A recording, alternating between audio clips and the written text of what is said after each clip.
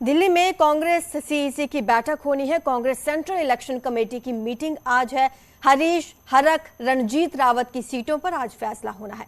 तीनों नेताओं की सीटों को लेकर पेंच फंसा हुआ है। सब कमेटी की कोई अभी तक फैसला नहीं ले पाई है। कांग्रेस की 17 सीटों पर नामों का ऐलान अभी बाकी है। कांग्रेस की बची हुई 17 सीटों पर आज मंथन होगा। सूत्रों के हवाले से खबर यह है कि हरक रावत और हरीश रावत की सीटें लगभग तय हो गई हैं। हरीश रावत रामनगर और हरक रावत को चबट्टा खाल से टिकट मिल सकता है। वहीं रणजीत रावत की सीट पर भी आज फैसला संभव है। कांग्रेस ने अब तक जिन 17 सीटों पर टिकटों की घोषणा नहीं की है उनमें नरेंद्रनगर, टिहरी, देहरादून कैंट, डोईवाला, ऋषिकेश, ज्वालापुर, झबरेड़ा, रुड़की, खानपुर, लक्सर और ग्रामीण चौबट्टा खाल, लैंसडाउन, सल्ट, लाल कुआं और रामनगर सीटें शामिल हैं। इन सीटों में अभी हरीश रावत, हरक सिंह रावत, अनुकृति रावत, रणजीत रावत जैसे नेता शामिल हैं।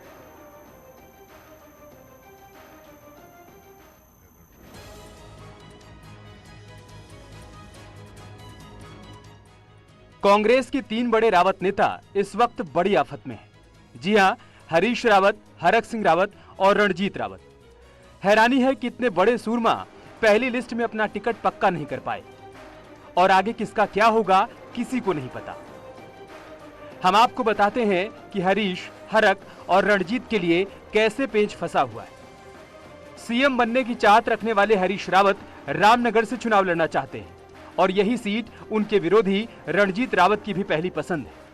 हरीश रावत के लिए चुनाव भविष्य के सवाल है तो रणजीत रावत कुमाऊं में अपनी ताकत दिखाना चाहते हैं। उधर कांग्रेस में शामिल हुए हरक सिंह रावत चुनाव लड़ेंगे या बहू अनुकृति को लड़ाएंगे, पेंच यहां पर फंसा हुआ है। बहू लड़ेगी तो हरक सिंह क्या करेंगे और हरक लड़ेंगे तो कहां से लड़ेंगे, ये सब हरीश रावत ही तय करेंगे। वहीं अगर हरक सिंह और उनकी बहू दोनों को टिकट मिला तो माना जा रहा है कि हरीश रावत भी बेटे या बेटी के लिए टिकट की दावेदारी कर सकते हैं। अब ऐसे में किस रावत का क्या होगा, इसका फैसला राष्ट्रीय नेतृत्व को करना है। और तीनों का ही महत्वपूर्ण योगदान जो है इस 2022 के चुनाव में रहेगा। राष्ट्रीय नेतृत्व इन तमाम चीजों को मद्देनजर रखते हुए इस पर निर्णय लेने का काम करेगा। बीजेपी की नजर हरीश रावत और हरक पर है क्योंकि इन्हीं दो नेताओं से बीजेपी को गढ़वाल और कुमाऊं में बड़े नुकसान का डर है। इसलिए कांग्रेस किसको कहां से टिकट देगी और कौन क्या करेगा, इस पर बीजेपी की नजर टिकी हुई है। उनको है, हमें कहां डर है, डर उनको है। दे उसको कोट द्वार, लड़ेंगे, दो उनको सीट पर। ऐसा नहीं है, उनमें आपस में बड़ा भयंकरतम स्थिति खराब है। तीनों रावत नेता इस वक्त अपने अपने टिकट की गुत्थी सुलझाने में जुटे हैं और तीनों जानते हैं कि बिना राजनीतिक तिकड़म के सही सीट मिले बिना सत्ता नहीं मिलने वाली है। न्यूज़ 18 के लिए देहरादून से दीपांकर भट्ट की रिपोर्ट। हमारे संवाददाता सुनील नवप्रभात देहरादून से ज्यादा जानकारी देंगे। सुनील, हरीश, हरक और रणजीत तीनों बड़े नाम हैं, अब तक अपनी सीटें पक्की नहीं कर पाए ये लोग।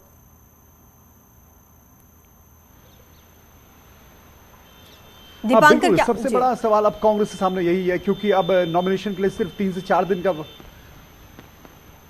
क्योंकि 28 जनवरी नॉमिनेशन की लास्ट डेट है और आज कांग्रेस की सीईसी की एक बार फिर से बैठक होने वाली है। सब कमेटी को ये नाम सौंपे गए थे लेकिन अब आज फिर सीईसी की बैठक होगी और सबसे बड़ा सवाल है कि हरीश रावत कहां से चुनाव लड़ेंगे।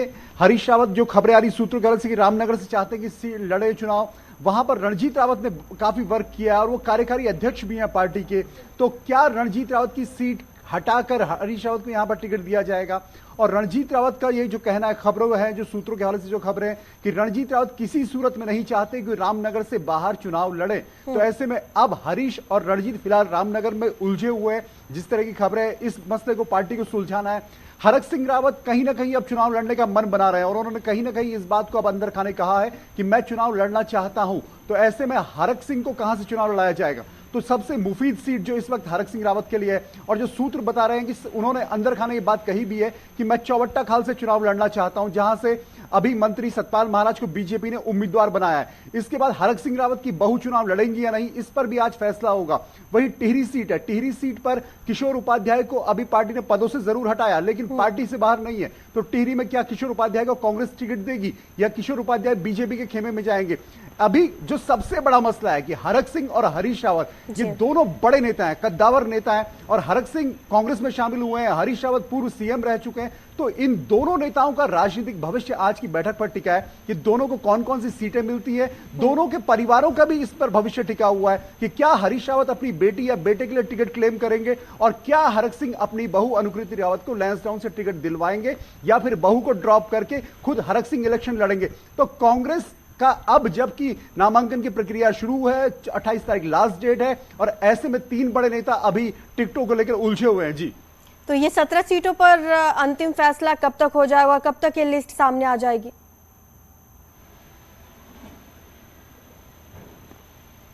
बिल्कुल, जिस तरीके से कांग्रेस की आप स्थिति देखेंगे कि 5 दिन पहले 5 से 6 दिन हरक सिंह को पहले एंट्री करवाने में लगे, उसके बाद कांग्रेस को अपनी पहली लिस्ट जारी करने में बहुत लंबा वक्त लगा। कांग्रेस क्लेम कर रही थी दिसंबर के पहले हफ्ते में लिस्ट आएगी, लिस्ट आती है माफ कीजिए तीसरे हफ्ते में।